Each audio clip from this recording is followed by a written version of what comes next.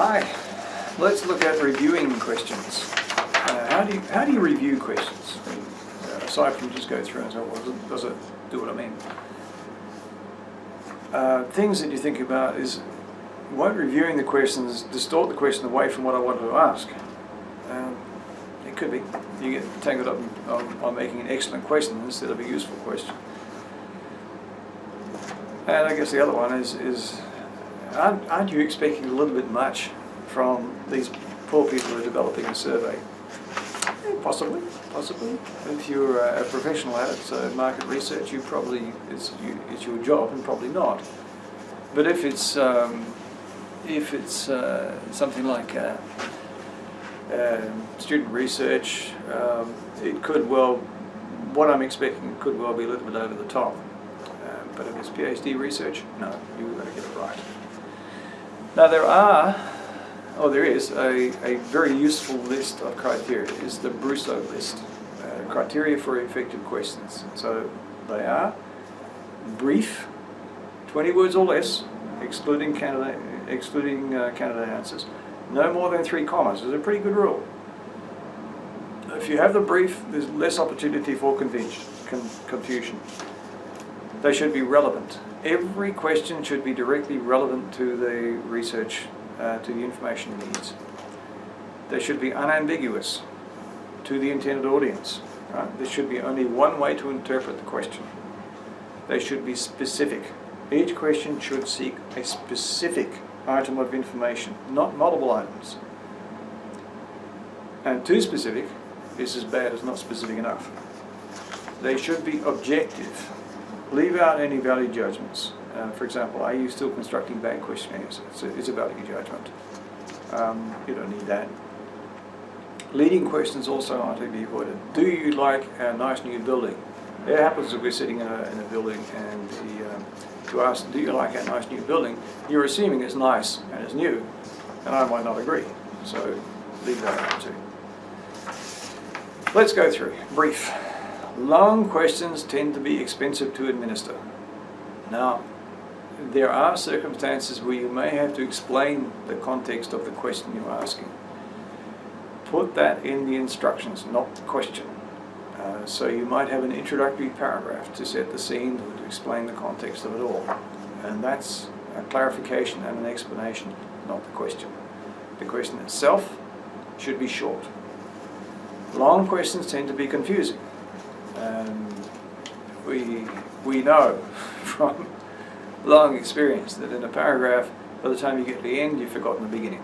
So short questions are really good because they remember them. Study participants tend to formulate an answer long before they've heard the end of the question. So if you've got a short question, there's less time for them to start answering the wrong question. Exceptions. As I said, when the context of the question needs to be explained before the question can be asked, you put in an introductory paragraph. And the usual caution is that the question should be as long as necessary, but no longer. So it's not that you must have less than 20 words, it's just that it's better if it's less than 20 words. You might have a 50-word question that makes perfect sense. Well, if you do, ask it. Questions should be relevant. The question is not perceived irrelevant, there's risk that the participant will not answer it. If you're asking irrelevant things, you say, I don't want to answer this, I'll just turn off and give them all sorts of rubbish. They're clearly not serious.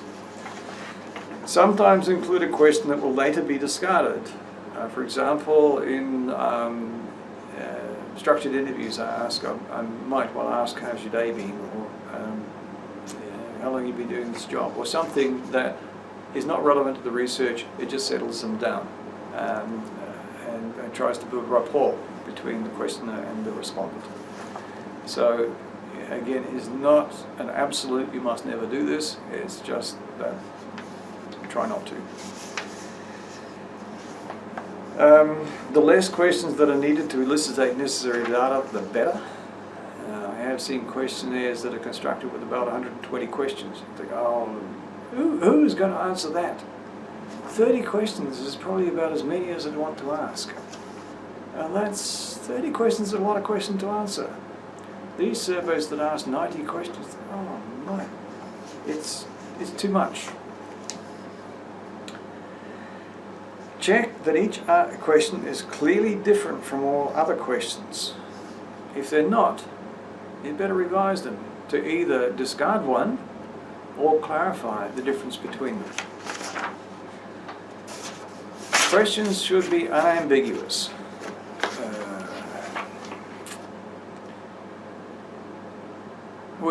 We would like to think they're unambiguous. It could well turn out, despite all our prompting and tempting, is not. But they should be as unambiguous as we can. Now there are ways you can do this. So you can test your questions on test respondents and see what they think. That's the first thing you can do. You can also do things in your question like avoid value words. Values like big program, difficult design problem, or large project. The values are very dependent on the context, and people answer according to their context, or they'll say, well, what do you mean by this? What do you mean by big? What's big? I mean, to some people a big program is more than a couple of thousand lines. To other people a big program is more than, I think, 10 million lines. And a big system is more than,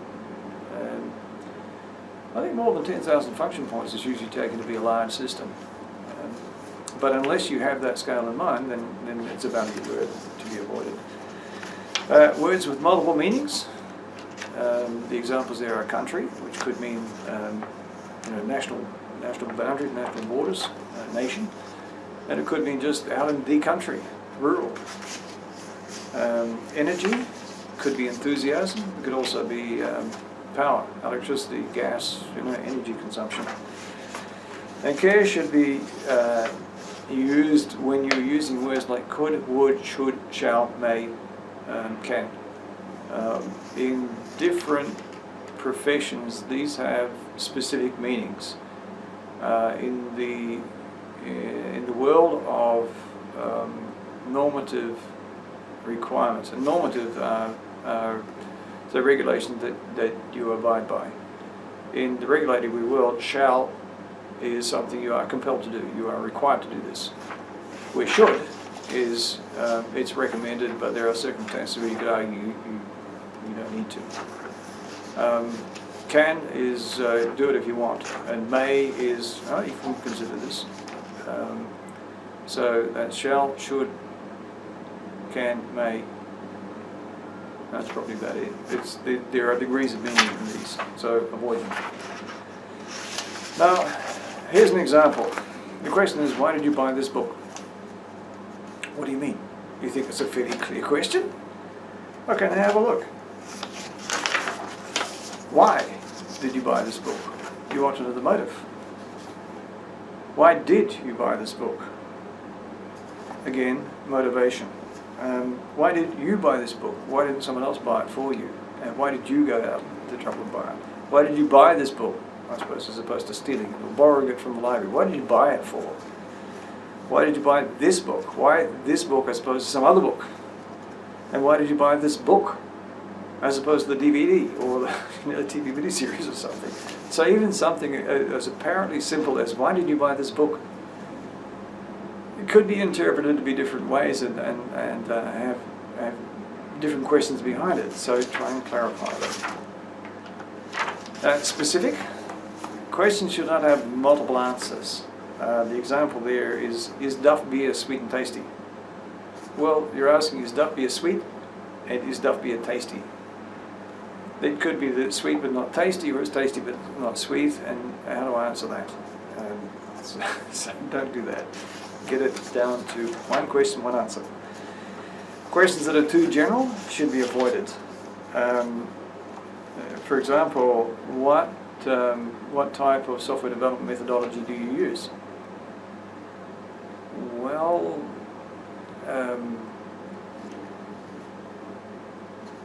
there are different ways to answer that. There is waterfall, there is Scrum, there is water Scrum fall, there is agile, there is iterative, there is incremental, there is. How do I answer this? We develop software, and the classification of the methodology depends on who's asking the question or who looks where. Instead, you might ask, do you follow a specific methodology. So rational unified process, or crystal, or navigator, etc., by name. Avoid questions, I guess, that are too specific, and this gets into can they answer the question. So if you're asking how many hours did they spend programming last year, who knows? The objective criteria, it really is good to make it objective. There are no win questions. Are you still writing buggy code? If I say no, does that mean that I admit to writing buggy code previously but I've stopped doing it? If I say yes, am I admitting to writing buggy code? How do I answer that question? I wouldn't know whether I'm writing buggy code or not. I write code. Sometimes it has bugs in it. Leading questions are to be avoided. And by leading questions, you're indicating what kind of answer you want. An example there is, do you find you get the best results when you use the Eclipse Developer Framework? Well, how am I supposed to answer that? You've already said you should get good results when you use the Eclipse Developer Framework. The only possible answer that anybody can give would be no. That's a problem. Is Microsoft Project the most complex tool to use? Well, you've already indicated your bias, and you think Microsoft Project is complex. It could be that somebody thinks it's fairly straightforward, really. We try using Primavera. So these questions are a bit of a problem. Biased questions. We had a survey recently on something to do with the office environment, and the whole survey was so totally biased, it was just laughable. It was even worse when the results were published, because the survey was taken to confirm what they wanted to believe, whereas in fact there were a large number of us who did not agree with them. So biased questions, try avoiding those as well. You can ask biased questions if you want, but then your research is subject to challenge, and you can have a problem. So a summary about the question wording, when you're reviewing questions, is in many circumstances there's no right way to word a question. You just simply got to ask a question as best you can. The criteria is what makes sense to the intended participants, and trying to be too precise about your question can finish up sounding like a safety announcement, and I'm sure you're familiar with those kind of things, so don't do that. So there you are. You have the how you review questions, and there's the BRUSO criteria that are quite useful.